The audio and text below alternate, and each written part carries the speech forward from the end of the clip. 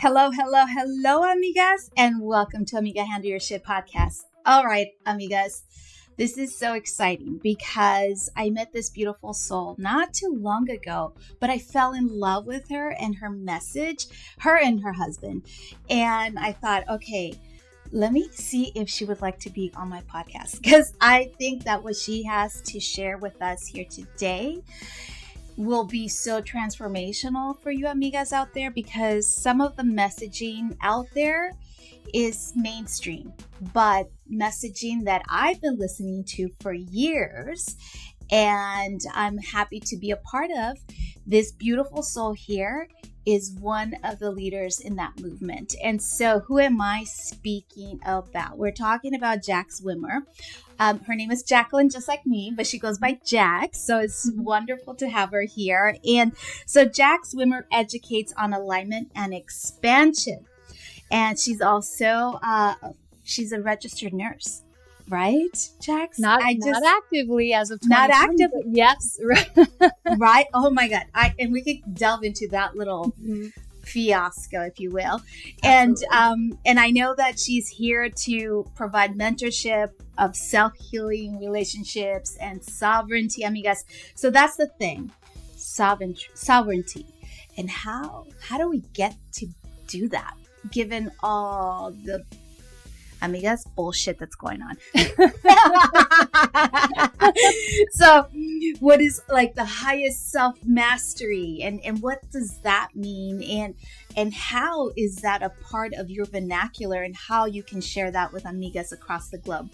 So oh my God, welcome Jax Wimmer to Amiga Handle Your Shit podcast. You are the best. What a warm welcoming. I'm like, oh my God, I feel so special being here. I appreciate and just respect you and honor you for asking me. I was a full hell yes when you asked me. I adore your energy as well. So I'm sure this is going to be such a fluid and beautiful podcast for your listeners. And I think it's a message that everyone needs to hear right about now. So I think it's perfect timing that I'm here. And I just encourage everyone to take what lands, discern, and discard what doesn't. I'm not here to change anybody's mind. I'm here to be a light in this world. I truly believe God put me here as a light. I'm a forever student, so I don't know everything. I want to just preface that. And it's just beautiful to have these mirrors to share what we're learning along this journey on Earth School, essentially. Earth School. Yes. Earth School. Oh my God. Okay, amigas. Okay, so we're going to get really woo. Okay? Yeah, really woo. A lot of woo-woo is going to happen. Practical, but woo. Yeah. We'll take some action steps, but yes, woo-woo all the way. So, okay, Jax, one of the things that I always do with my guests is that oftentimes it's very new for my audience, and let's get to know about Jax. Like, where were you born? How was your life from back then to now? But let's take it in little steps. So let's just talk about just your background. Where are you from? Yeah. So I was born in Delaware, very small state. This is the first state. It's on the East Coast in the United States. And everyone knew everyone. So what I noticed about growing up is you're kind of boxed into who you are. And as soon as someone knows who you are, it's really hard to change and to get out of that kind of box that they've put you in. So I kind of just lived a life of being who I thought other people thought I was, basically. I was the youngest of three. I have two older brothers. I wasn't really great in school. I always got in trouble. I always talked so much. I got marks on my report card, and I just never knew what that meant until later on. I mean, hindsight is 20/20, right? But I just was like, maybe I'm stupid. Maybe I'm not smart. School's really difficult for me. And my parents fought a lot growing up. So I feel like I learned to live in chaos, and that felt really familiar. So that was my safety, was living in chaos. My parents ended up getting divorced when I was 16. And to be honest, it was kind of like a gift and a curse. I felt like, oh my gosh, finally, finally they are breaking up. They fought all the time. But in the same token, my house got really quiet after that. And again, when you're familiar, when your life is so used to chaos, that peace, that quiet was so detrimental to me and scary that I went out and sought my own chaos. Ooh. And this is stuff I've unraveled over the years. So this isn't just like, I mean, I don't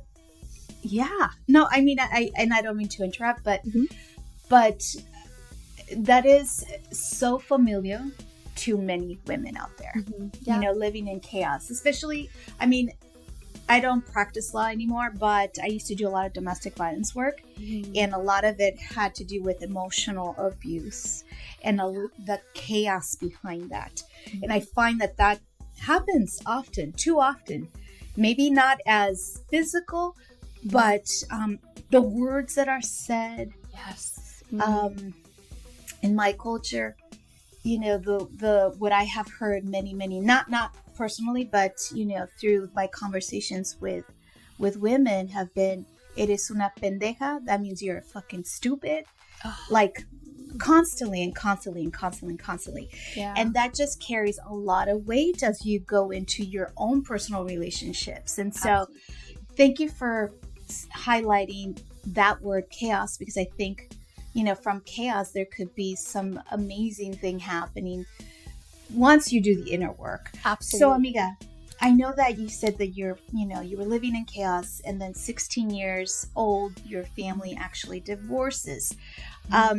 There's, as I was going through research on you, there's one thing that you and I share in common, which is Catholicism. Mm-hmm. Oh, and I know, we're gonna go there.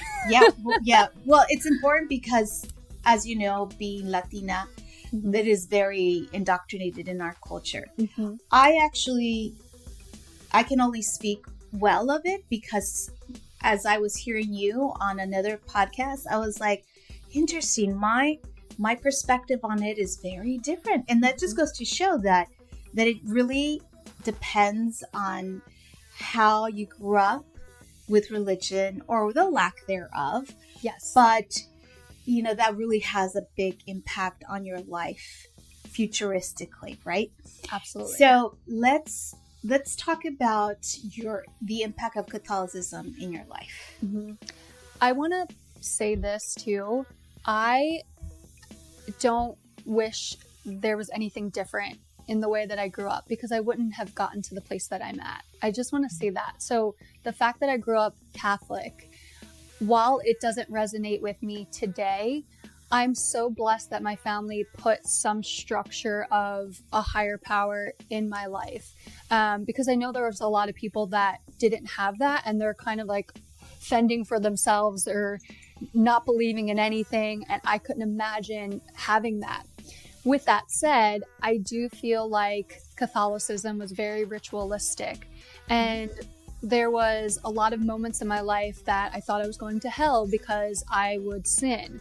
And when I say I would sin, I was a very innocent child, meaning I didn't really find myself or do anything bad, quote unquote, until I was in college. So I played that good girl, Catholic schoolgirl all throughout grade school, all throughout high school.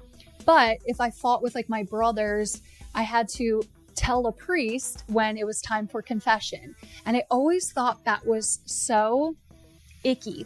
Me sitting down alone in a room with a man who is a mere sinner as well, and expressing my sins to him. I never really resonated with that. And I remember every time I would go, I would say the same things because I didn't want to come out of confession and then do penance. And if you're not familiar with penance, it's basically Hail Marys or Our Fathers, how many that they give you to get over the sins that you confess to them. So I didn't want to go out of confession and sit in a pew and be sitting there for hours while the other students are finished, them thinking, whoa, she sinned a lot. look how long it's taking her to finish penance. So I had these like loops going on every time I would go in because it just never really felt right. So not that I would lie to the priest, I would say, I literally remember what I said. I would say fighting with my brothers and disrespecting my parents. I said the exact same thing every single time, which was true. Which is common. Yes. Totally true. But I'm sure there was a lot more I could say, but it just didn't resonate or align with me to tell this man, first of all, alone in a room, I'm a child. And now I look back and I'm like, I would never let my son be alone in a room with a man in this situation. It's so bizarre looking back.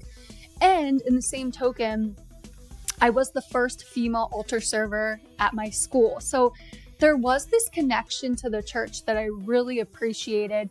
I had memorized the Mass. I thought the Mass was beautiful.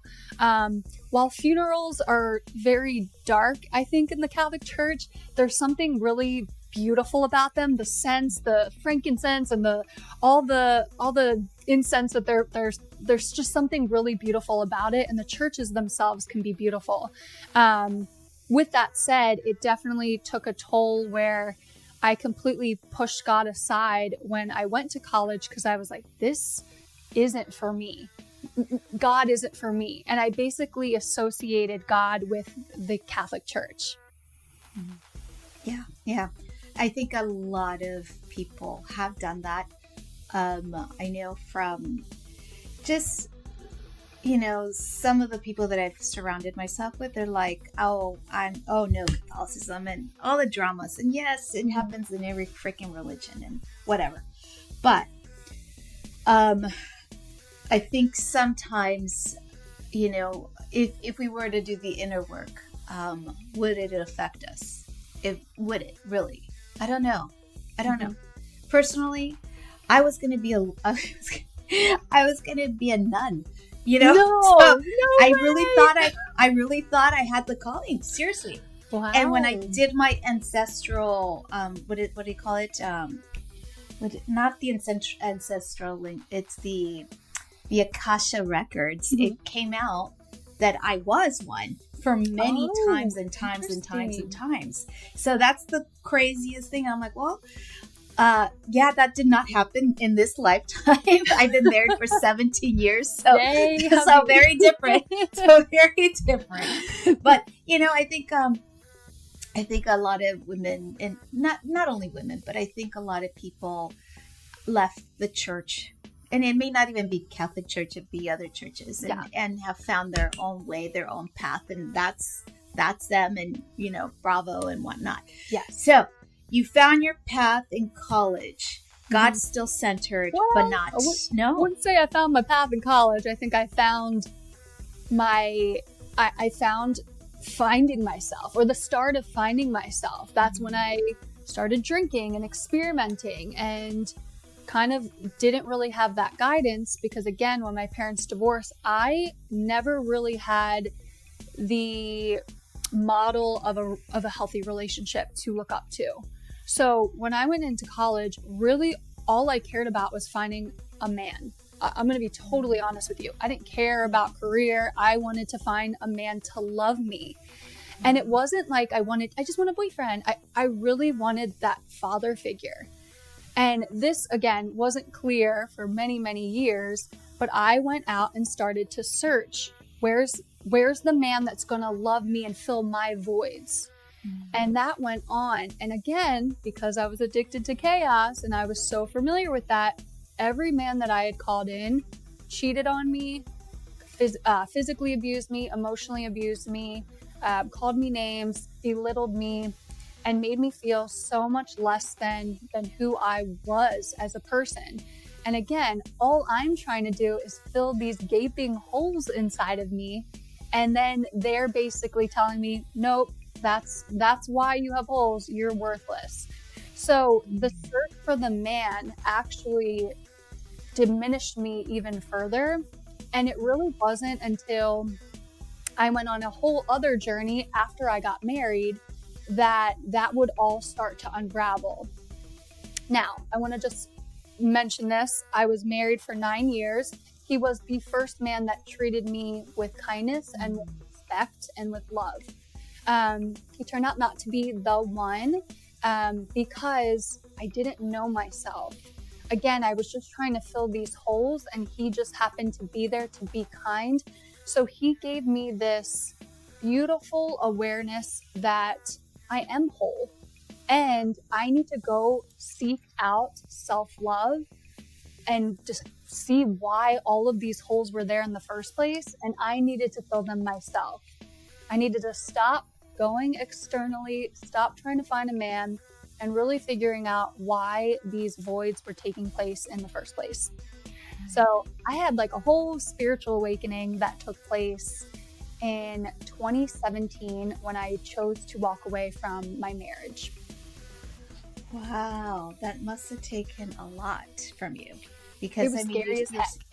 9 years? 9 years is a lot. And I'll tell you, in family law, 10 years is permanent marriage. So it's like, yeah, then you can get spousal support. That's besides the point. But we did everything without lawyers too. We were very respectful in our split, which was really beautiful. And I'm really blessed to have the co-parenting that I have with him. And I see very clearly why it didn't work out. Like his patterns, I see his patterns now. I see how my patterns were and how they were just kind of trauma bonding together. But that was the scariest thing I would say I've ever done in my life, because I was a stay-at-home mom. I had left my nursing career to raise my son, and I call him my husband. I don't like calling my ex my husband. That's a good one. He would go to work very early in the morning, and he would work until sometimes midnight. So I was on my own all day long, about 6 days a week. And it started to eat away at me, realizing like, this isn't the family I wanted. This isn't the relationship I wanted.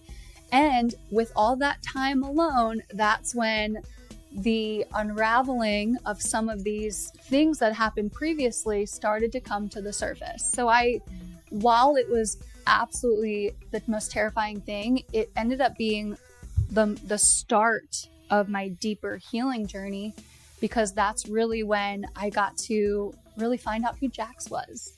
And there's nothing better than finding out who your true, authentic soul expression is in this life. Oh my God. Yes. So, who is Jax now? Because now, it's, as you were saying, back in 2017 is when you were going through this spiritual awakening, right? Mm-hmm. Yeah. And it took a lot of work. And so it's gonna, this conversation is so beautiful, because I've said it many times that I also went through a whole different awakening. I think in 2017 as well. And that's exactly when I knew that I needed to leave the practice of law.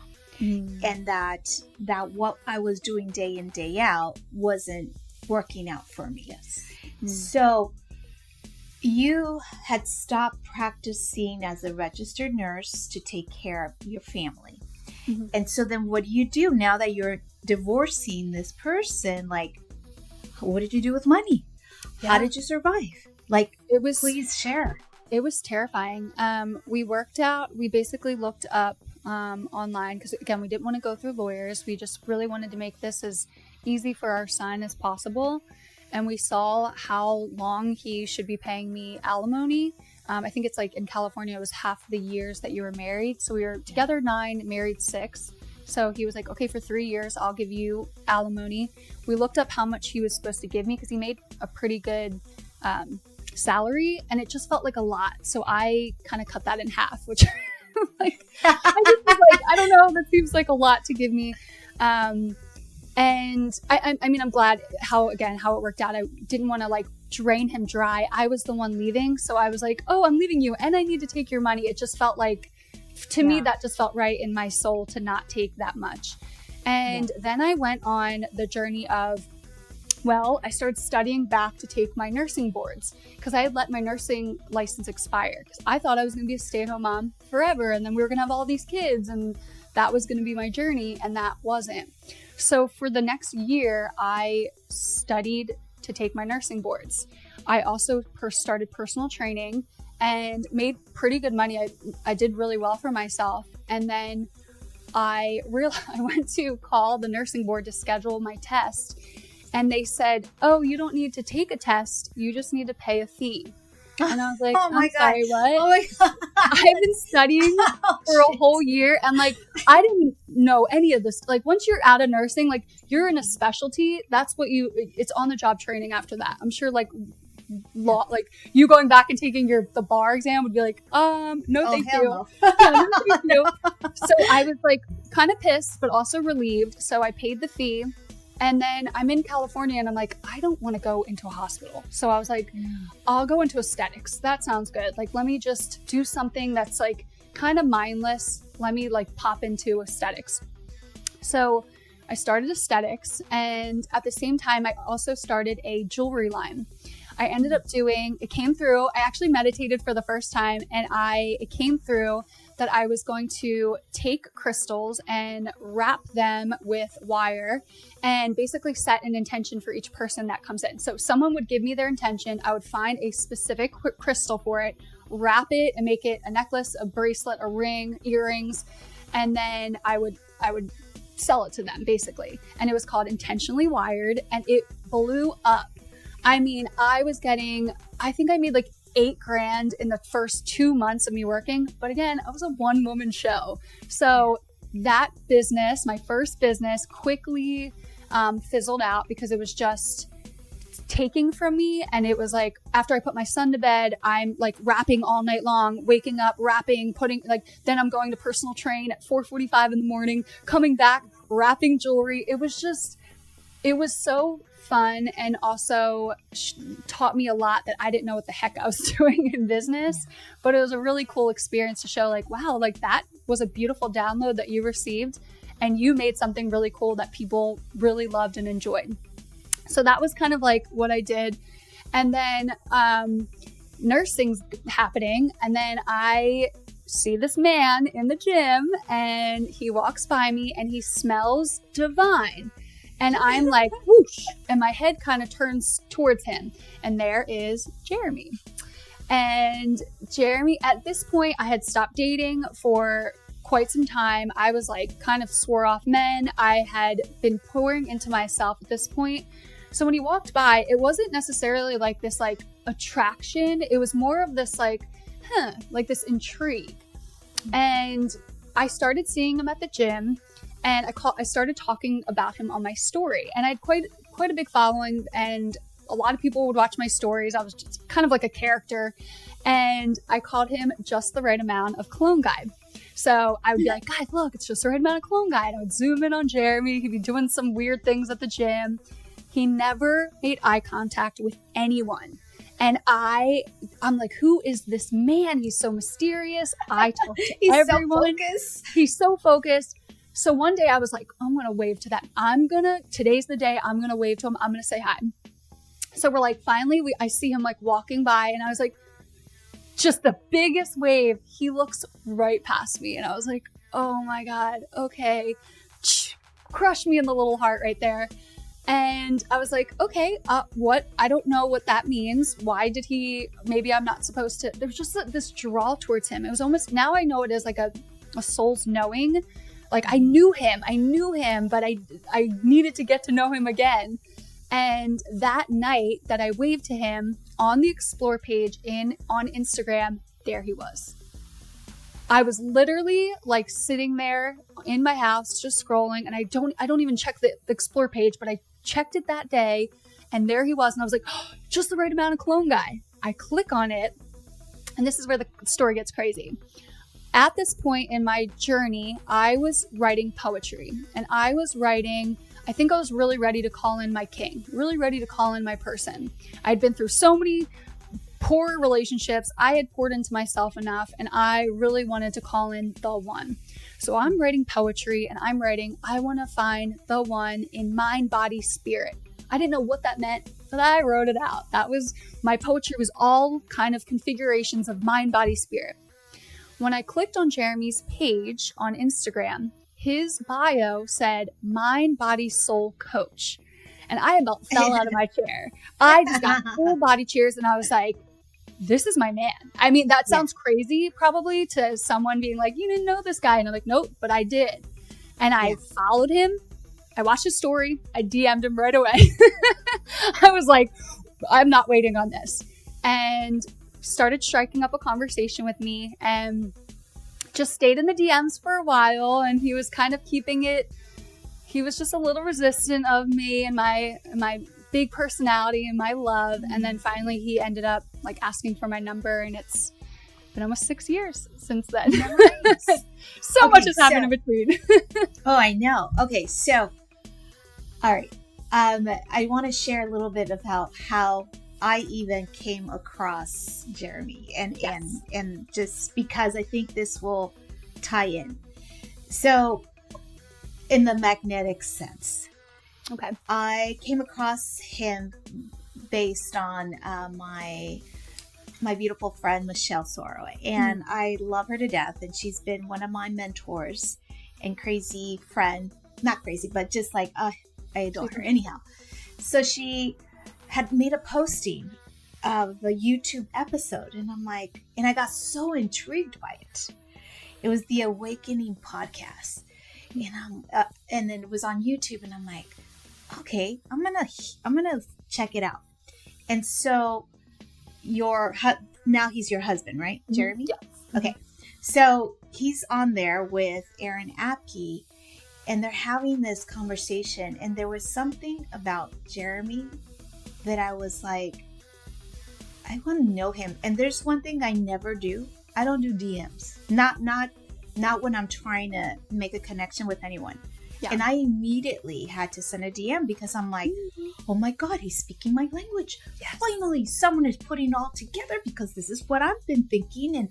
And how do I do this? So you having this connection with him, I'm like, oh, I get it. Not in a romantic sense, but I'm like, in that whole like vibe, that spiritual high vibe connection. I hear this all the time, Jackie. Yeah, I hear this all the time from students that they're like, I have a soul connection with him. Not like that, but like, and I'm like, no, I believe you. He has such a beautiful way of gathering truth, extracting truth, and then being able to teach it. And it's really, I think truth recognizes truth. So when you're hearing it and when your soul is literally like listening, you're like, okay, this is one, he's just so in integrity. Everything that he shares is really, he never adds fluff. He never is trying to take from you. He really just wants to give. And that's what his soul came here to do. So I hear that all the time. And I love that you reached out. I love that you took that kind of like that feeling inside of you and you took it a step further and you're like, I don't even know what I'm saying, but I need to say something to you. I know. Awesome. I felt like, I'm like, he's never going to respond. And then he did. I was like, whoa, he did. And then I thought, and then of course I started thinking, I'm like, oh, it's probably his staff and whatnot. But then you were saying like, no. Okay. Yeah. So you said something that really is poignant in this conversation, and it is about extracting truth. And I really want us to go into that because although you're not practicing being a registered nurse, there's more to you that's happening. And I want to really talk about how do we get to the truth of who we really are and how we can use that to not only uplift our souls, but also those of those others that need that support. So if you could walk us through that, because I know Jeremy, we'll get to the things that he's done, but let's focus on you today. Okay. Like in that, what is your extraction of truth in what you're doing? Oh, that's a deep question. I think first, the main thing that I would encourage anyone that's listening to is your soul knows. It knows. And all you have to do is listen. And I think there's a disconnect with, what do you mean, Jax? What do you mean? For instance, or an example, every time I went to leave for my nursing job, I had angst in my body. I don't want to go. And again, there would be these underneath stories of you're lazy, you don't want to work, what's wrong with you? And I'm like, you're right. I need to make money for my son. I'm a single mom. I got to put on my scrubs and I got to go. And really, I look back and I'm like, no, my soul was like tapping, wasn't listening. And then in 2020, I always say, God's soul slapped me. He's like, all right, the tapping ain't working for you, sister. I'm going to slap you across the face. And it was very, very clear. So I think we all have this internal compass that is really intuitive and guiding us, especially women. We have gifts, sisters, amigas. We have gifts. We have deep gifts. And so do men. Men have their own gifts as well. But we are so special. We have this beautiful way. For instance, men are able to, they're single focused. They're able to be on one task. And if you interrupt them, like, no, I need to give up. I'm single focused. I need to stay on task. So for men, they're able to look at a beautiful portrait through a straw at one piece and make this piece perfect. Women, you put down the straw and we can see the full picture, the full masterpiece, the portrait view. That is our gifts. So we can feel things very deeply if we so choose to listen. So when it comes to truth, how I discern truth is I feel. I'm a feeler. So I will sit with what someone says to me. And even if it's outlandish, because here's the thing, there's so much hidden knowledge that we haven't been taught. Schools basically are like, let me teach you how to be this perfect little employee and work 9 to 5 and never ask a question. That's what the Rockefeller funded education system has done for everyone. So what happens when you're someone that says, school doesn't feel right for me? Why am I not good at school? Why am I not smart? And it's not that you're not smart, and it's not that you're not good at school. It's because your internal compass is leading you to truth. And that's basically what I pushed away for the longest time. I did it in school. I did it in nursing school. I did it as a nurse. I mean, I did it for years and years and years until I was ready to accept that. Not only was I ready to accept it, I was also ready to let go of all the ego's limitations that I had of myself. Well, I can't be an entrepreneur. I can't be successful. I can't do that. I'm not smart. You have ADHD. You have anxiety, blah, blah, blah, blah. All the things that you're like, if you want to accept that as your truth, you can, but that's going to be your reality. So at some point you have to say, okay, I feel like those things are true, those limitations, and I'm going to choose to listen to the guidance that I'm being drawn to and just get curious. First step is getting curious because you're being guided divinely at all moments in your life. Oh, yes. Yes, get curious. For sure. Me too. Like that resonates with me because it's a bold step to leave a traditional profession. Absolutely. Worthy. Mm-hmm. I mean, come on, you're a registered nurse. Like that is like one of the highest of medicine, if you will.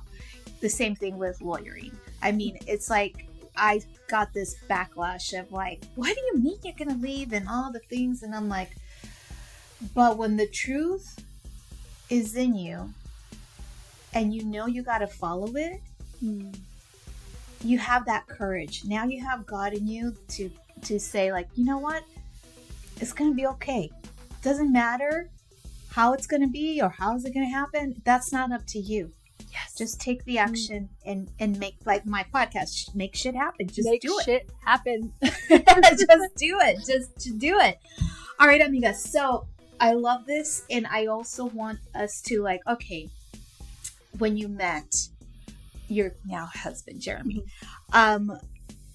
did you guys immediately like bond in that respect of like, oh, the truth, and then started paving your road in business? Or how did that happen? No, ma'am. We trauma bonded for about 3 years. Okay. Do tell. Oh, yeah. Jeremy was deep in his spiritual journey, but had never integrated it with another human. So he was very spiritually egoic, and he'd be the first to tell you about it. I was new to my journey where I didn't really know a lot of the spiritual stuff. I just knew that stuff wasn't for me. So I was just a curious little being just trying to soak it up.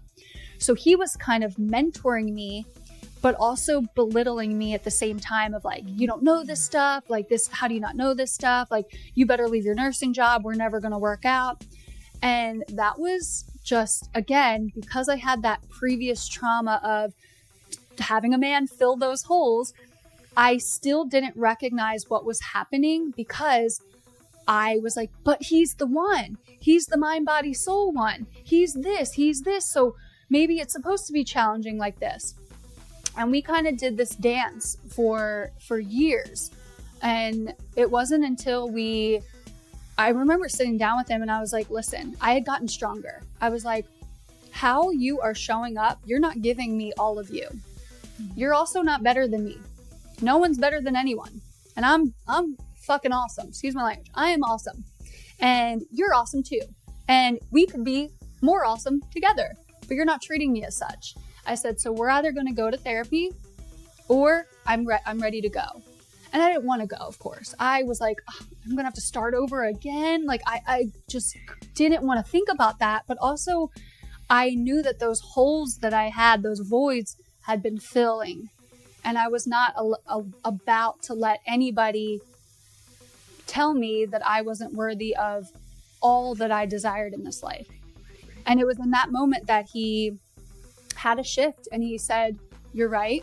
I'm ready to go to therapy. And that changed the trajectory of our relationship. Now, in the time being, we were both doing deep work on ourselves, deep inner work. He was doing deep inner work. But if you're not integrating with another human, the inner work doesn't go anywhere. You have to integrate with another being, whether that's a deep friendship, divine sisterhood, parent role, or a conscious union. I really deeply believe that there's this missing aspect of like the awakening journey that people aren't connecting with. Because I know a lot of people, I've seen a lot of people do deep work, and I've seen them, and they're single, and they do deep work, but then they'll go to date someone and they're like, oh, red flag, I'm walking away. And I'm like, oh, you think you're going to find somebody perfect? And it's comical to me because no one is perfect. And the whole point of the conscious union is to get to mirror to each other the wounding that you both still have. Doesn't matter how much deep work you've done on yourself, that person is going to trigger the deepest, darkest wounds that you have. And that's been such a beautiful realization that I've had with Jeremy, because we had very opposite traumas. Jeremy was very avoidant. He would break up with the girlfriend as soon as she showed signs of any, come here, codependency. And I had codependency and anxious attachment style. So this was a recipe of disaster in the beginning, and yet we chose to work through it together and heal these deeper aspects. So now I'm not codependent. He's not avoidant. We're together interdependent in our relationship. Yeah. Oof. You know, I think a lot of relationships, if they did a conscious union workup, if you will, that will help them out tremendously. Absolutely. And so you both went to therapy, and that's way together. And so that helped your union, yes. Right? Mm-hmm. Marvelous. Now, how did this union now become a part of a business? Because now you're both in business together. Mm-hmm. You do the relationship components, right, of the business. How did that marry? Like, I mean, there's one thing to be in union on a personal level, but then there's to be a union on a business level. So yes. How did that all work out? Yeah. So I had started building my own business. I had my own mastermind. It was doing really well. I had my own coaching program.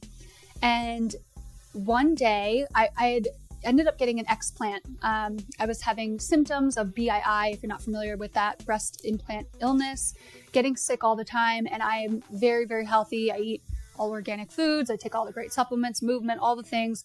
I didn't go to any doctors. I just knew. I was like, there's nothing else that it could be. It's got to be this. 1 week before my surgery, I was called to go back to church. Now, again, I didn't go to church. I wasn't Catholic anymore. I had found God and I had this great relationship with God, but I wanted to go be in just a community of people worshiping. So we found this church. It's called Awaken. We still go to it from time to time. It's a Christian church, but all of the pastors are entrepreneurs. So they speak highly of abundance and money and wealth, but then also to like take dominion and just like spread this message. So we really appreciated this church. So we go to this church. Well, I asked Jeremy, I'm like, hey, listen, I'm being called to go today. I don't know if it's fear of my surgery. I'm just listening. Would you like to come with me? And he said, yeah, I would love to. So we go to church, and the sermon from the pastor, I know to this day, was for us. He literally said, your woman should be submissive to the man, not as in submitting to the man, but submission, under the same mission as the man. And we left church, and when we got home, Jeremy said, hey, I really want to sit down with you with what I gathered in church today. And I'm like, okay. And he said, I've been treating you like a man. And I'm like, what do you mean? He's like, I've been trying to get you to make as much money as me, pushing you to be an entrepreneur, like getting more clients, doing all this, do this. And he's like, you've been really in your masculine because you're working so hard to try to make this work. He said, I don't need you to do that. He's like, I made it. He's like, my fear was always that I wasn't going to make it, but I've made it. I don't need you to make more money. I would love for you to join my mission. And I'm just like stunned because I've been waiting at this point 5 years to hear this man say this. Because I had a download early on that we were supposed to work together. And he's like, nope, do your own thing. Good luck to you. And it was really hard for me to receive this because, again, I had just started. I'm about to like scale in my business. So I'm like, is this a test? And like, I had to pray on it. I had to meditate on this. We had like 6 or 7 conversations until I was like, okay, I'm going to trust you. Can you lead our family? I'm going to let this business go. It was really hard, really scary. And for the next 2 months, I didn't work. He didn't have a position for me yet. So I did just the feminine things. I cooked breakfast, lunch, dinner. I was cleaning. I was doing all the things. And it was so healing from where I was before. Because again, I was so hard in my masculine, doing, trying to make as much money as him, to this softness that got to come back in. And then at that time, he said, I'm ready to get you to start working with me. You're so good with people. I think you would be great if we created a position where you get to interview everyone that comes into our community. So no one had, that position didn't exist before me. It was really if you were the right fit, we would email you, you would either join or not join, and that was it. And I was like, I don't really know what I'm doing. I don't do sales. And he was like, that's why I want you in. He was like, you're not salesy at all. You're so disarming. So he kind of threw me to the wolves. And it's been, so since last May, I've been doing the interview process for our community, and it's been amazing. I get to talk to conscious, amazing humans that I get to interview, but it's really just a conversation. And it's brought so much love into my life, getting to have these conversations with people. And I'm actually on my way of kind of letting that position go soon. So there's something else on the horizon that's coming that I'm really excited about.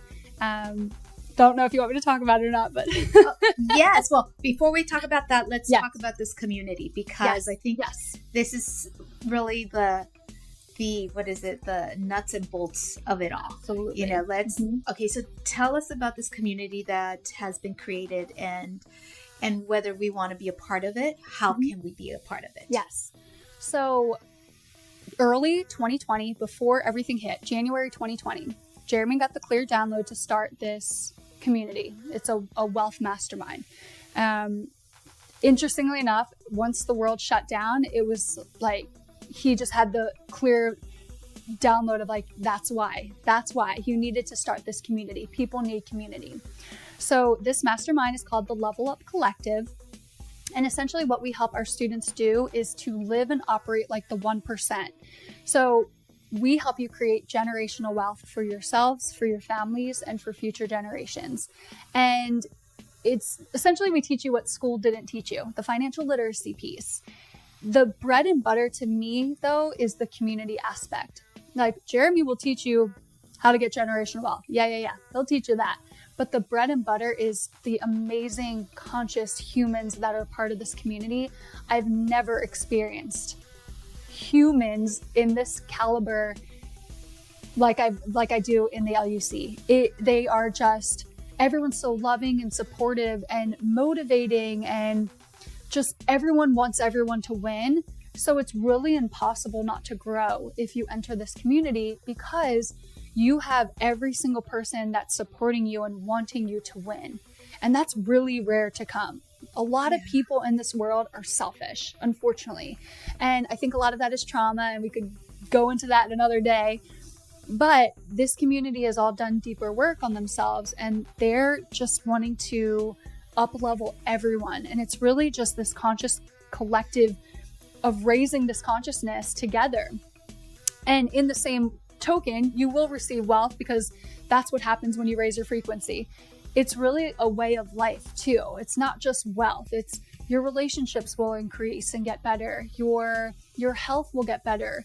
You will know what supplements to take. It's a whole lifestyle that we gear towards basically optimizing yourself and living the most high vibrational and supportive and loving manner. And it's the best. I love it. Everything about our community. So yeah, this is how I see holistic wealth. Mm-hmm. Holistic, yes. Because wealth is more than just the tangible, the physical money. It's Absolutely. everything. Mm-hmm. Mind, body, soul. Mm-hmm. That whole connection. And so this group, which amigas, I'm soon joining. Yes. I just had a lot of things to do, but I am joining. And we're going to put it in the show notes for anybody who's curious to come and apply for the LUC. Mm-hmm. But I know that, God, it's all my language. I love it. You were talking about something else that you're going to be doing. So let's jump in and talk about it, because I think maybe this, if it's not the LUC, amigas, it could be, what's the next program? It's still a part of the brand, because I will forever be in the mission. The mission is, I believe so deeply in the mission, freedom. Freedom is the mission for everyone. But freedom, like I said, doesn't just mean wealth. There's other parts of freedom that I feel like I could support in the mission. So Jeremy hosts the Conscious Wealth podcast, and that's one subsection of the brand. Relationships is my jam. That's my jam. So I'm going to be creating a conscious relationships podcast and going into all things conscious relationships. And that's going to help funnel into the brand. Having conversations with people that are in relationships that can share their wisdom with the community, and I'll do solo episodes, and then Jeremy and I are going to be doing an episode per month, going into just the teachings that we have, the wisdom that we've learned of being in this conscious relationship together. And it just feels so right, because if you know me, I love love. That is why I'm here. I'm supposed to love, and love at a deeper capacity. That's what I'm all about.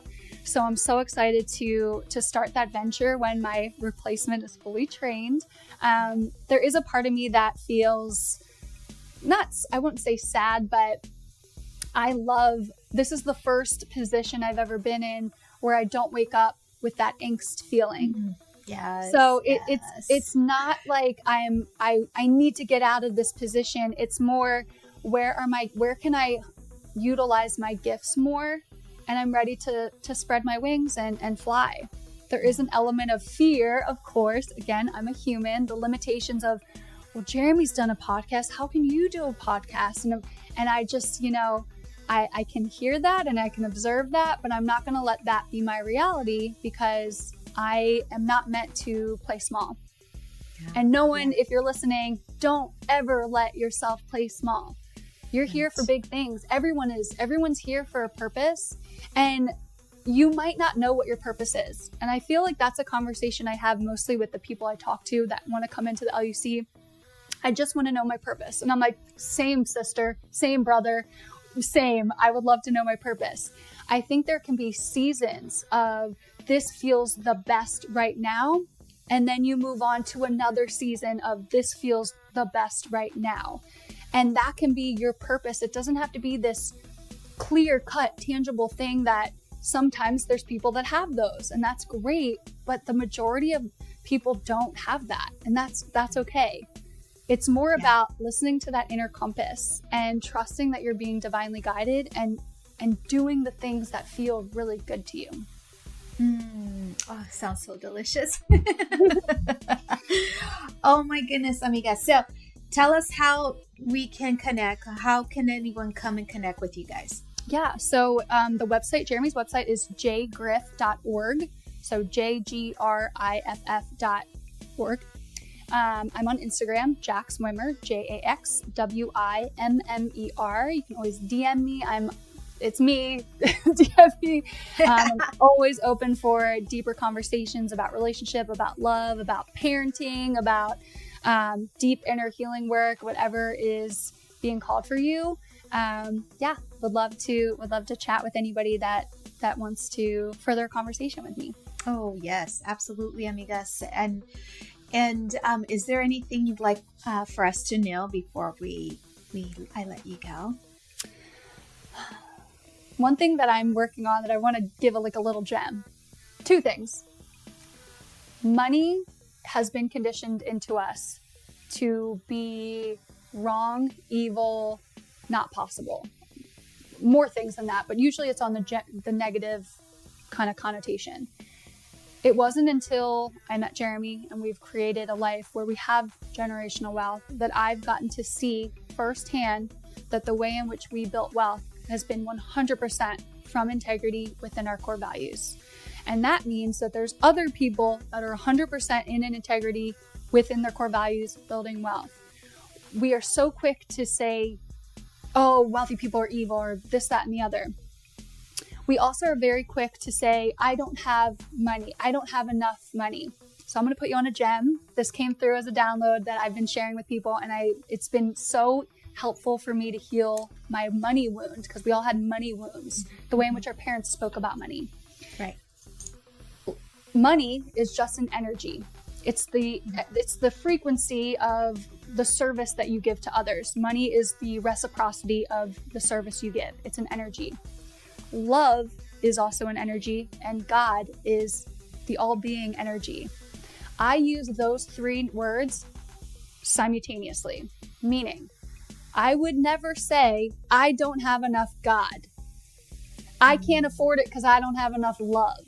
I wouldn't say it. I would never say that. So when you are speaking about money and you catch yourself, be like, oh, that Jax girl, she said something about this. Flip the word to God or love and see if it still reigns true for you.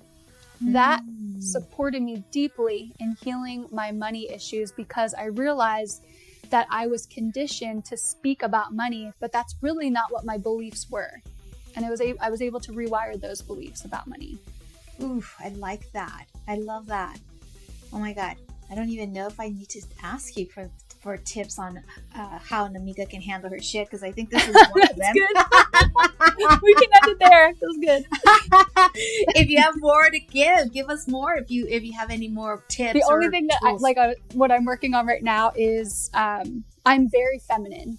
And I need structure. Or I will flow all day, and I can't have that. I'm running a household. I'm running a family. I have a son. I'm going to homeschool him this year. There's so many moving parts to my life. I'm running a business. I'm supporting my husband. There's just these things that are happening. So what I've been really doing a great job on is prepping my life. So I reverse engineer my day. The night before, I look at my day, the next day. Is there anything I can do tonight to support my day for tomorrow? Whether that's leaving clothes out, whether that's moving the food from the freezer to the fridge, just these little pieces. And something that I started doing, that if you women are cooking food, every other night, I cook dinner for 2 nights. I just started doing this. What a game changer. So I'm going to be cooking anyway. So I just make a bigger batch. And then the next day, dinner's ready because I made a bigger batch. So it's giving me this freedom where if I have a really busy day, I don't have to go, oh my gosh, I have to go cook dinner for my family. And I don't ever want to feel like that. I never want to feel like that because energy is going on. So I don't want to put this negative frequency into the food that my family is eating. So having this every other night dinner prepared has just freed up so much time and space and love for my family. And I make really good meals, so they're enjoying it. So it's not like they're like, oh, this stuff again. It's like something that they genuinely want. And that's been a little supportive for me. So if that's something you guys want to tackle or try on, I encourage you to. That's definitely a tip for sure. I think compressing time is essential because it's the only thing that we cannot replicate, right? Time. So thank you for that, because that little tip is going to help many amigas out there, especially me, because I don't I don't cook. I mean, I cook in the morning, but then after that I'm like game over. I hear you, girl. I hear you. Well, this has been so wonderful. Thank you so much for being here. I mean, I think this is so special, and I am so looking forward to working with you guys together and just learning way more than I already know. I know a lot, but to tap into this other frequency, I'm fucking excited. So thank you, amiga. Thank you so much for being here on Amiga Handle Your Shit podcast. Thank you so much for having me. I appreciate you and just sending love to your listeners. And I hope they gathered something from me and my message. And I really appreciate you having me here today. Oh, awesome. Thank you so much. And I'm truly honored. Thank you.